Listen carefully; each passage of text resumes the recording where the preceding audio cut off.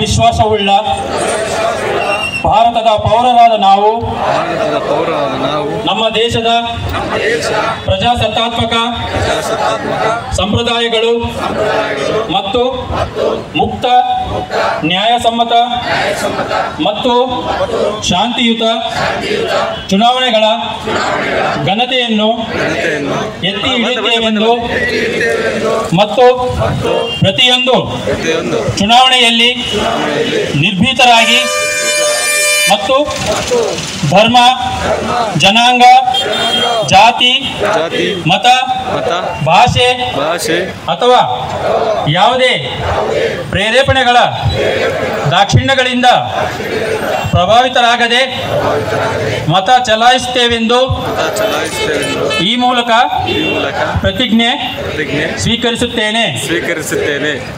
ಎಲ್ಲರಿಗೂ ಧನ್ಯವಾದಗಳು.